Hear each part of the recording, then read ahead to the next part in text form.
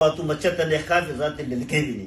ka gani ko kenan bisa ga maganar salula ba makawa an kace abinda ba makawa sai an yi da shi fa huwa wajibun shi ma wajibi na dole ai maganar salula kenan yanzu wajen salula nan kuma shi kenan zan baki wani magani idan an kiraye ki kina tare da mijinki da salula dauki in magana yadda ya kamata in namiji na in magana da shi in mace ta in magana da shi har ya gane magana da kuke ta girma da arziki ta wani dan uwa na ko wata uwa ce amma da za ki samu bakuwan lamba kina tare da mijinki da kya ɗauka kashi wanda baki sani ba ko wanda baki sani ba kun kawara magana mai kama mijinki salula iya ce mina na kace lambar nan da ta kiraye ni ban san kowace ta ba ban san kowane na ba bani da haƙƙi yi magana da ita kai ga kuma kai ke da haƙƙi kai magana ka shi ko su wane ne dan Allah mi mijinki za ya duka ki idan ya tayi cana ko ya tayi wata ƙasa ta turai ya san ke hafizatul lilghaibi ce in dai wannan waje na baku da matsala haba mata ga kunan dai kamar masu wayo duku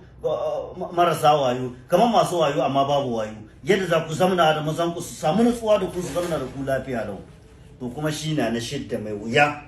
kenan a wajenmu amma kasashen duniya mai kyau ne wato taririyan namiji idan ya shigo cikin gida sannu da zuwa ki bashi ruwa ki mai kaza kina abin amma wannan a wasu kasashe ban da kasanmu mu anan kusan kowa da irin al'adar shi a wasu kasashe in zaki taririyar namiji daidai na wato zai ƙara sanki amma mu nan gare mu musamman a cikin ƙasar mu ta Nijar kuma cikin Nijar musamman a garin mu na Tawa wannan ba da shi ba taririya ba da shi ba har in kina taririyar namiji mu a wajen mu ma kamar armi ya rabu gaskiya wannan mu sa ku tambaye mutanen garin mu kewayen jihar mu ta Tawa mu a wajen mu ba da shi ba kenan idan namiji za arme ki waɗannan ƙa'idodi guda da yake yi su amma taririya ta da ya shigo cikin gida sannu da zuwa ki kamo shi to lalle mu a wajen mu harabuwa akai dan mu ba mu san wannan ba kakanni da uwaye ba al'adar mu ce ba kuma har ana yin hakan ga matsala za a samu wannan gaskiya nake gaya muku wa sarwan duniya kuna shi mu gare mu nan a jihar mu ta Tawa a garin mu na Tawa ba mu san haka ba fil azal